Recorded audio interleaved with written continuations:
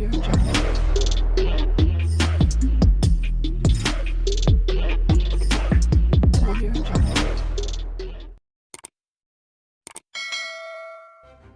kasih kerana memilih channel ini. Sebelum kita mulakan video ini, sila pertimbangkan untuk menekan butang like, share dan subscribe dan aktifkan butang lonceng anda agar anda sentiasa mendapat info-info percuma pada setiap hari dari channel kami. Dan tinggalkan komen anda kerana komen anda amatlah dihargai.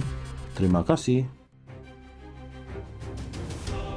Di kempen PRK Mahkota, Muhyiddin berkata dia dituduh rasuah dan salah guna kuasa, tapi katanya, mana saya terima, wallahi, 1 sen pun tak masuk poket saya, dia masuk pada parti.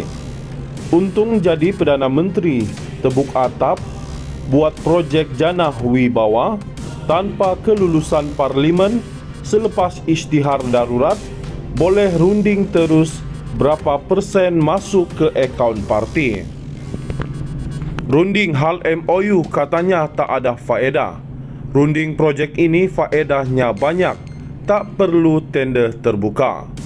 Harga projek boleh mark up untuk tampung sumbangan ke akaun parti. Razi Jidin puji dalam AGM Bersatu betapa murninya hati Muhyiddin turut ajarnya untuk tak guna akaun pribadi. Sebab itu, walaupun Muhyiddin bermati-matian minta disambung kontrak One Bestarinet yang gagal, dengan yakin dia kata tak ambil sesen, dia ada kesedaran yang tinggi. Mungkin pemimpin Bersatu diasuh guna kaedah lain seperti akaun menantu atau akaun bini dan lain-lain. Ilmu ini tak sempat diajar kepada Wan Saiful Wanjan yang masih mentah dalam politik dan gelojoh guna akaun pribadi hingga kini didakwa.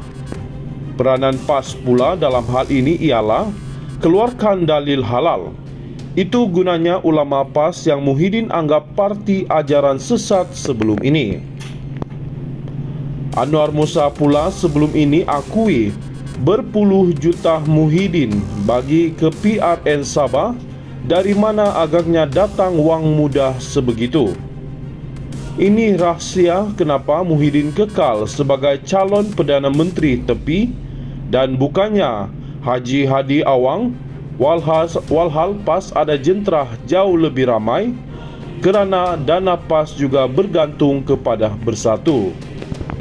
Sebelum ini, kali pertama dalam sejarah, kita dapat tengok kempen mewah luar biasa Perikatan Nasional PN PAS, iaitu dalam PRU 15. Di kempen PRK Mahkota, Muhyiddin berkata dia dituduh rasuah dan salah guna kuasa, tapi katanya, mana saya terima, wallahi, 1 sen pun tak masuk poket saya, dia masuk pada parti. Untung jadi Perdana Menteri, tebuk atap, buat projek Jana Wibawa, tanpa kelulusan parlimen, selepas isytihar darurat, boleh runding terus berapa persen masuk ke akaun parti. Runding hal MOU katanya tak ada faedah. Runding projek ini faedahnya banyak, tak perlu tender terbuka. Harga projek boleh mark up untuk tampung sumbangan ke akaun parti. Razi Jidin puji dalam AGM Bersatu betapa murninya hati Muhyiddin turut ajarnya untuk tak guna akaun pribadi. Sebab itu, walaupun Muhyiddin bermati-matian minta disambung kontrak One Bestarinet yang gagal, dengan yakin dia kata tak ambil sesen, dia ada kesedaran yang tinggi. Mungkin pemimpin Bersatu diasuh guna kaedah lain seperti akaun menantu atau akaun bini dan lain-lain.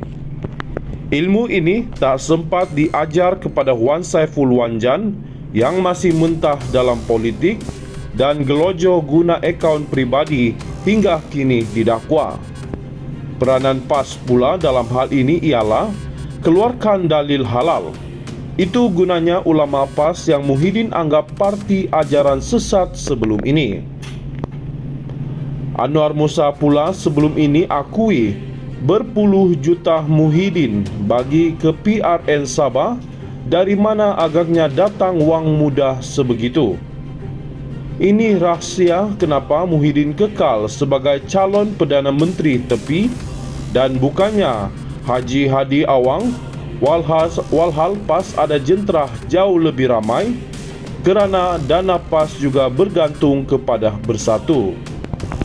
Sebelum ini kali pertama dalam sejarah kita dapat tengok kempen mewah luar biasa Perikatan Nasional PN PAS, iaitu dalam PRU 15.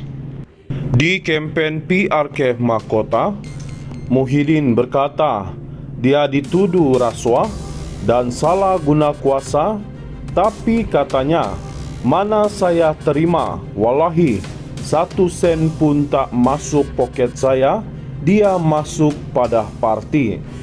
Untung jadi Perdana Menteri, tebuk atap, buat projek Jannah Wibawa tanpa kelulusan parlimen.